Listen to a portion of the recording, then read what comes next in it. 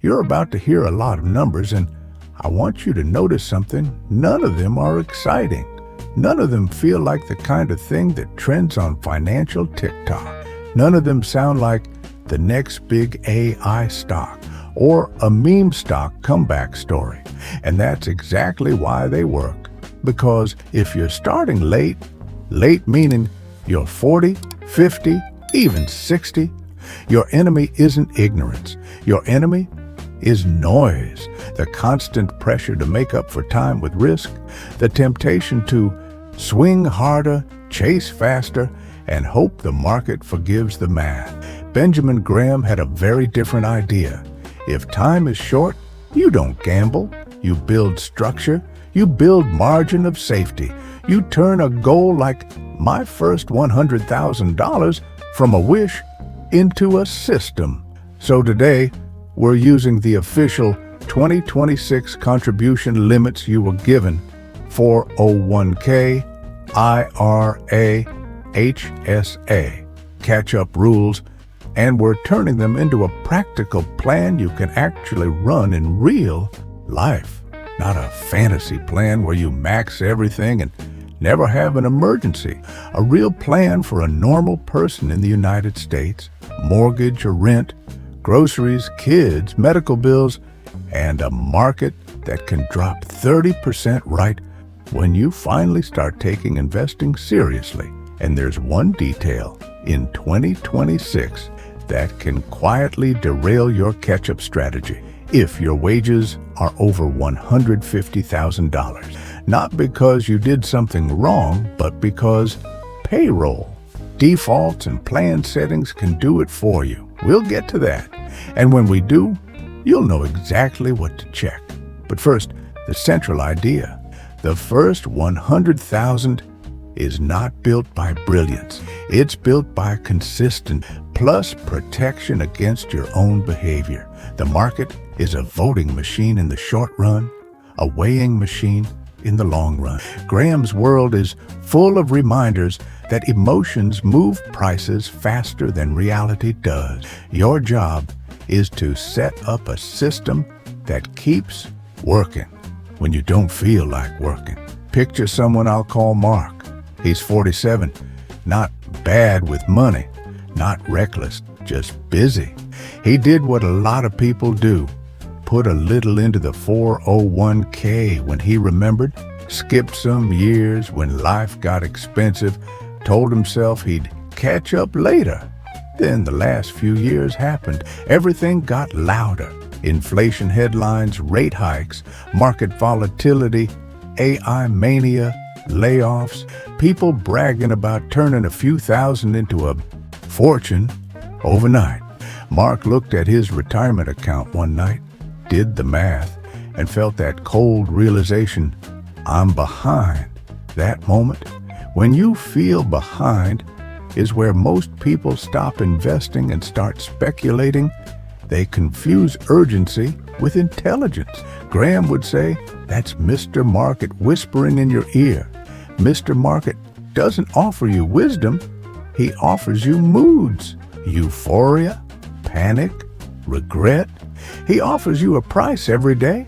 And if you don't have a system, you start treating those prices like instructions. So let's build the opposite. A defensive investor's ladder for 2026. A sequence that's boring on purpose, because boring is what survives. Here are the 2026 numbers we're using. If you have a 401k, 403b, a governmental 457b, or the federal TSP, the employee elective deferral limit is $24,500 for 2026. That's your base ceiling. If you're 50 or older, there's a catch-up contribution of $8,000, bringing a typical total to $32,500. And if you're in that special window, ages 60 to 63, there's a larger catch-up of $11,250, bringing a typical total to $35,750. Also, there's a separate cap people often misunderstand. The total plan limit employee plus employer, often referred to under IR. C415 HSCA as annual additions. For 2026, that number is $72,000. That matters because your employer match and profit sharing count in that total. Most people will never hit it, but it's useful to know because it explains why two people can both max their employee contribution and still have different totals landing in the plan. For IRAs in 2026, the annual contribution limit is $7,500. And if you're 50 or older, there's an additional $1,100 catch-up, bringing it to $8,600. For Roth IRA eligibility, the MAGI phase-out ranges you provided are $153,168 for single or head of household, $242,000 to $252,000 for married filing jointly, and $0 to $10,000 for married filing separately. Translation: if your income is above those ranges, a direct Roth IRA contribution may be limited or not allowed. And you need to be careful about assumption. For the traditional IRA deduction, this is a common trap. If you're covered by a retirement plan at work, the deduction phases out at $81,000 to $91,000 for single filers and $129,000 to $149,000 for married filing jointly where the contributing spouse is covered. There's also a range of $242,000 to $252,000 mentioned for a scenario where the contributor is not covered, but the spouse is covered. The point isn't to memorize this. The point is to stop thinking traditional IRA equals tax deduction. Sometimes it does, sometimes it doesn't. Graham would call this a difference between apparent value and real value, what you think you're getting versus what you're actually getting. If you have a SIMPLE IRA or SIMPLE 401k, the employee contribution limit you provided for 2026 is $17,000, with a note that certain SIMPLEs have a higher limit of $18,100. SIMPLE catch-up at age 50 plus is $4,000, with notes about certain SIMPLEs having a different catch-up and a larger catch-up for ages 60 to 63 of $5,250. Again, the details are plan specific. The principle is universal. Know your limit, then build your system around it. Now the sleeper account, the health savings account, the HSA, if you're eligible through a high deductible health plan.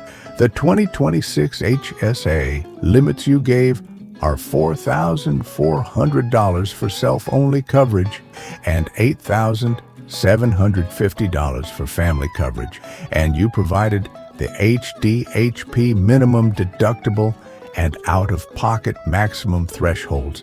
Minimum deductible of $1,700 self-only and $3,400 family, and out-of-pocket maximum of $8,500 self-only and $17,000 family. Those numbers aren't investing hype, but they are part of defensive investing because medical costs are one of the most common ways retirement plans get punctured. And now the 2026 catch-up detail that can blindside high earners. There's a wage threshold of $150,000 based on prior year wages used to decide whether catch-up contributions must be Roth under SECURE 2.0 related rules. You also noted the IRS published final regulations on the Roth catch-up rule and other points. I'm not going to drown you in legal language. Here's what matters. If your wages are above that threshold, you may not have a choice about the tax treatment of catch-up contributions in some employer plan, and your payroll settings need to match your intent. If you're counting on pre-tax catch-up and your plan requires Roth catch-up, your take-home pay changes. If your take-home pay changes and you didn't plan for it, your max plan collapses in February, not because you lack discipline, because you didn't anticipate friction. That's the theme of today. Remove friction. Make the plan so simple and defensive that you can follow it on your worst week, not just your best week. So how do we use these 2026 limits to build the first 100,000 starting late? We use a ladder, not a hack, a sequence. Graham believed the intelligent investor is one who controls the controllables: price paid, quality purchased, and behavior under stress. Contribution limits are part of that control. They are the legal structure that lets you keep more of your returns and makes it harder for you to sabotage yourself. Here's the ladder, and I want you to listen for the logic, not the perfection. First, if your employer offers a match in a 401k or similar plan, you capture the match. This is not market timing, this is arithmetic. If your employer gives you 50 cents on the dollar up to a certain percentage, that's a return you don't have to predict. Graham would smile at that because it's margin of safety in its purest form. You are paid to participate.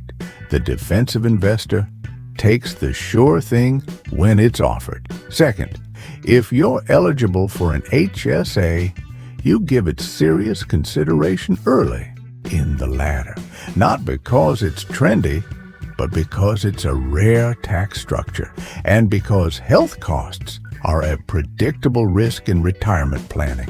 Many people treat HSAs like a checking account. A defensive investor can treat it like a long-term reserve for future medical spending, potentially investing it if the provider allows, and the fees are reasonable. The key word is reasonable.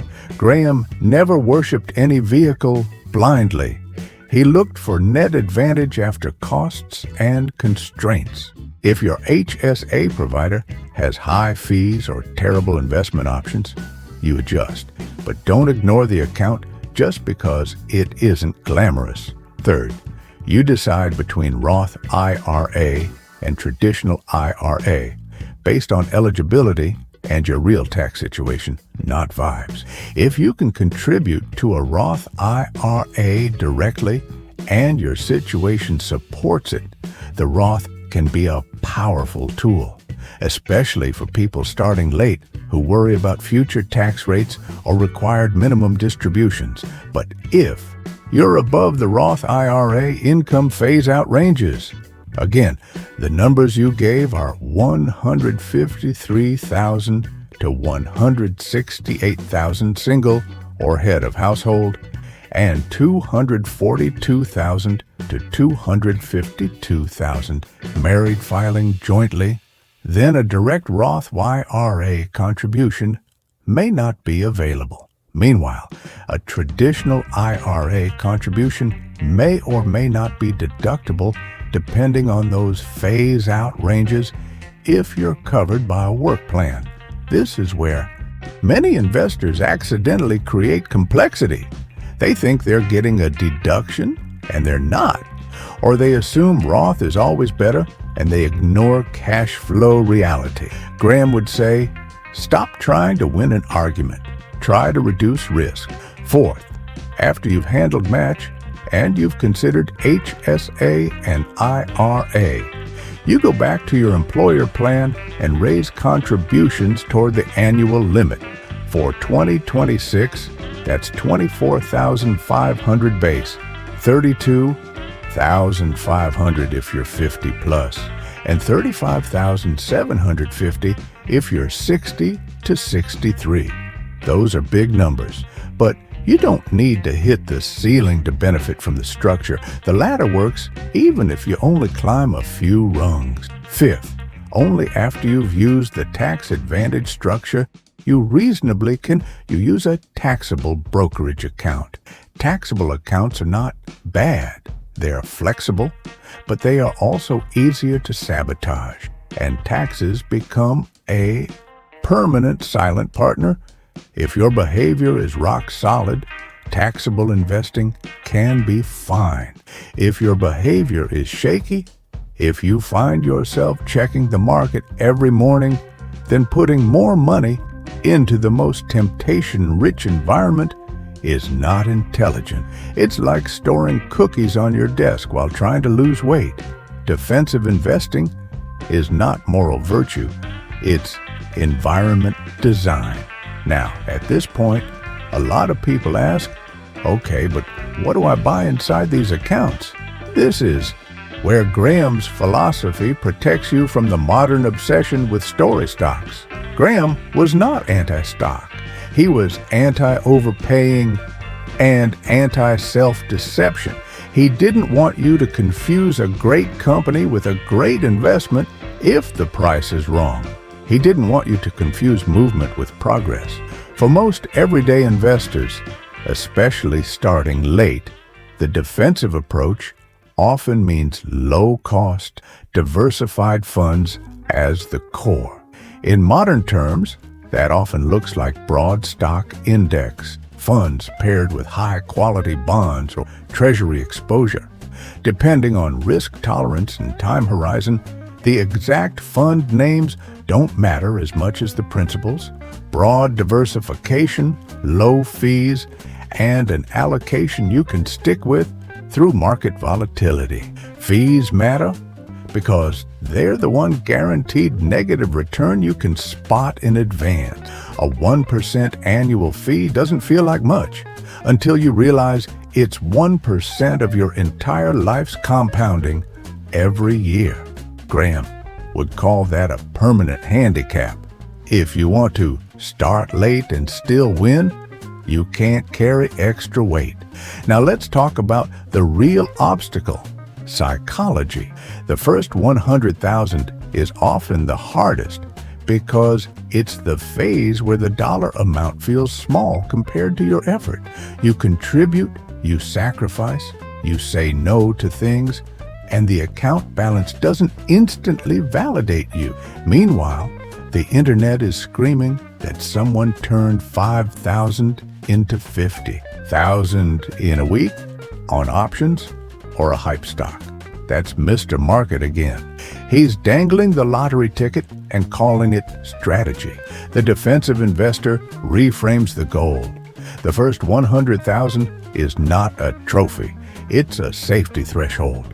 It's the point where your system starts to feel like it has gravity, not because you'll never have down years, you will, but because the combination of contributions, compounding, and discipline begins to produce visible momentum. Let's make this painfully practical with 3 scenarios, because most people don't fail due to math. They fail due to mismatched expectations. Scenario 1, you're 40-ish. You're not broke, but you're not maxing everything. You might be a nurse, a teacher, a small business employee, a project manager, someone who can contribute but still has life happening. Your job isn't to max. Your job is to lock in a habit that scales. Maybe you start by capturing the 401k match. Then you push your contribution rate up by 1% every quarter until it feels normal. Not heroic, normal. You consider the HSA if eligible. You add an IRA contribution if you can. Your first year might not be $24,500. It might be $6,000, $10,000, $15,000 total across accounts. That can still build the first 100,000 faster than you think, because the real change is behavioral. You stop negotiating with yourself every month. Scenario 2, you're 52. Now, catch-up is in play. That $8,000 catch-up on the 401k type plans changes your acceleration. The typical total of $32,500 is not a requirement. It's capacity. Think of it like widening a bridge. Graham used margin of safety as an engineering metaphor. You don't build a bridge to barely hold the average load. You build it to survive stress.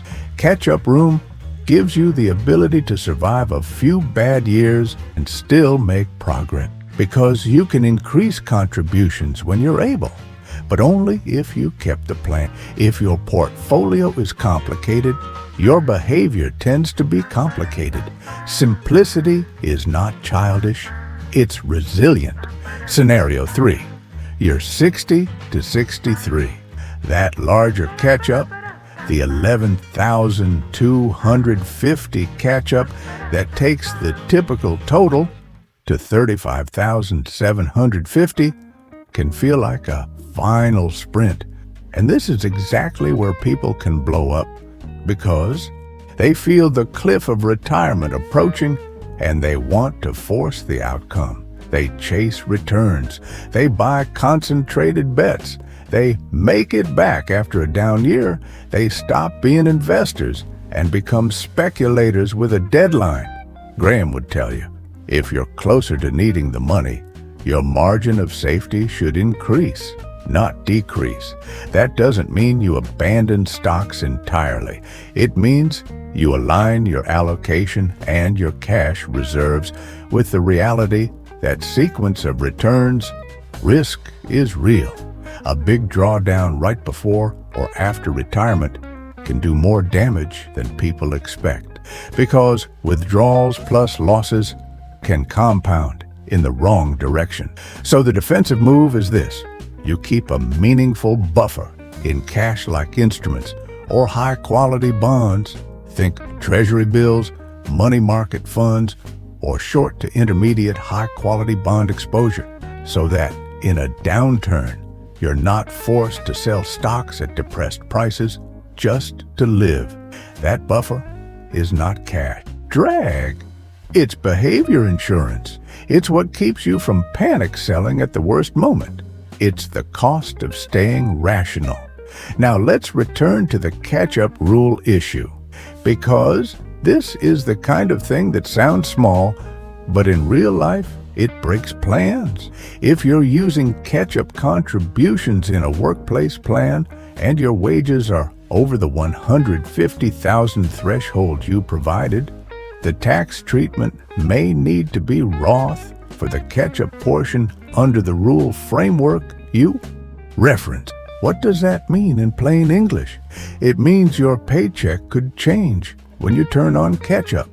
It means if you were planning to contribute, say, the 50-plus total of $32,500 as pre-tax, and it becomes Roth catch-up, your take-home pay could be lower than you expected. If you didn't anticipate that, you might turn the contribution off. And if you turn it off, you lose the very acceleration you were counting on. So, here's the defensive investor move. Before you rely on catch-up, you check your plan settings with payroll or the plan administrator. You ask one blunt question. If I enable catch-up contributions for 2026, what will be the tax treatment based on my wages, and how will it affect my paycheck? You don't ask because you love bureaucracy. You ask because you're removing friction before it becomes failure. This is the Graham mindset applied to modern retirement planning. Intelligent investing is often just intelligent preparation. Now, let's talk about what not to do, because avoiding fatal mistakes is more important than picking the perfect asset mix. Don't confuse contribution limits with a challenge you must beat. If you try to max everything overnight, you might create a plan you can't sustain. The best plan is the one you can follow in a recession, not just in a bull market. Don't chase hot themes inside tax-advantaged accounts because you feel safer there. The account. Type does not change the reality of risk. If you buy overpriced story stocks, it's still speculation, whether it's in a Roth IRA or a taxable brokerage. Graham's definition of investment requires thorough analysis and a promise of safety of principal and adequate return. Anything else is speculation.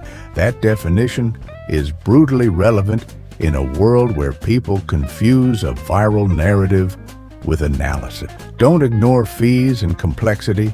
If your portfolio requires constant attention, it will eventually get neglected, or worse, it will get tinkered with.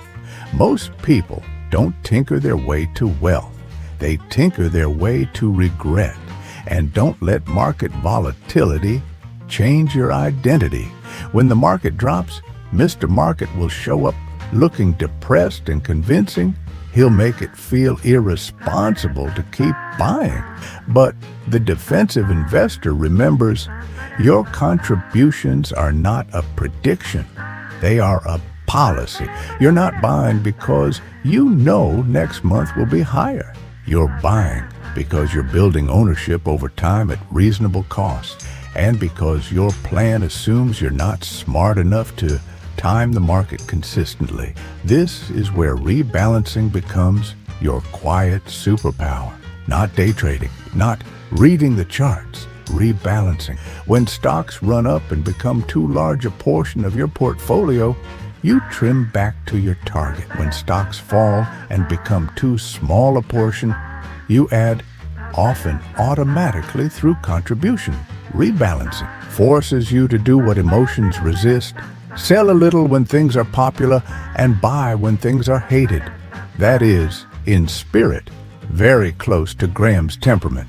Now let's make the first 100,000 starting late outcome feel concrete without making promises. If you can put away, let's say, 10,000 to 20,000 per year across your accounts through a combination of 401k, IRA, and maybe HSA, your first 100,000 becomes a near-term project rather than a distant dream. Not because returns are guaranteed, because the contribution engine is doing most of the work early on. In the beginning, your savings rate matters more than your market brilliance. That's comforting. It means you can win without being a genius. Then, as the balance grows, compounding becomes more visible.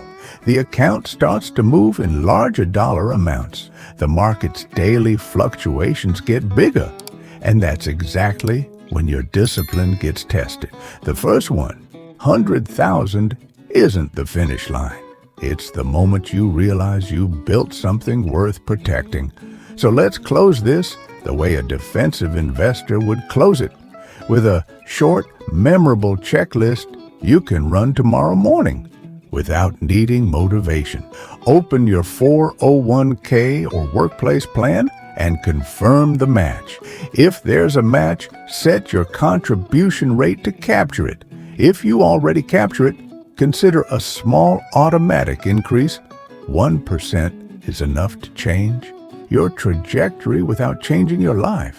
If you're eligible for an HSA through an HDHP, look at your plan's fees and investment option. If it's reasonable, choose a contribution amount you can sustain. Remember the 2026 limits you gave: 4,400 self-only, 8,750 family. If you can't reach those, contribute what you can. Defensive investing is about sustainable advantage, not perfection. Check whether a Roth IRA contribution is available based on those 2026 AGI phase-outs you listed. If a direct Roth IRA contribution isn't available, don't guess. No. If you're thinking traditional IRA, don't assume it's deductible. Compare your income to the phase-out ranges you provided, especially if you're covered by a plan at work. Then return to the employer plan and push toward the limit at a pace your life can handle. Remember the numbers: 24,500 base, $32,500 if you're 50 plus, $35,750 if you're 60 to 63. Those aren't goals, they're capacity. You use as much as your reality allows. If you're using catch-up contributions and your wages are in the neighborhood of the $150,000 threshold you provided, check how your plan handles Roth catch-up. Ask payroll, confirm settings, avoid surprise reductions in take-home pay that cause you to abandon the plan. Inside the accounts, choose a low-cost, diversified core that you can hold through market volatility. Build an allocation that includes enough high-quality bonds or cash-like reserves that you won't panic sell when stocks fall. Commit to rebalancing on a scale, not on. And finally, write down one sentence somewhere you'll see. I am not trying to get rich quickly. I am trying to avoid getting poor suddenly. That sentence is Graham. In modern language, it's margin of safety as a life strategy. Now let's go back to Mark, the 47-year-old who felt behind. In the beginning, he didn't need a miracle. He needed a plan that would still work when the market was loud and his confidence was quiet. He turned on the match. He automated contributions. He stopped treating news as a signal and started treating it as noise. He built a buffer so downturns didn't force bad decisions. He invested like someone protecting a family, not like someone chasing a story. And when the next market correction hit, because it always does, Mark didn't feel smart. He felt steady. He kept contributing. He rebalanced. He let Mr. Market have his mood swings without renting space in his head. That's the real promise of using the 2026 limits to build your first 100,000 starting late. You're not buying a number. You're buying a process. You're buying a system that makes you harder to break. And in a world that profits from your impatience, that might be the rarest edge left.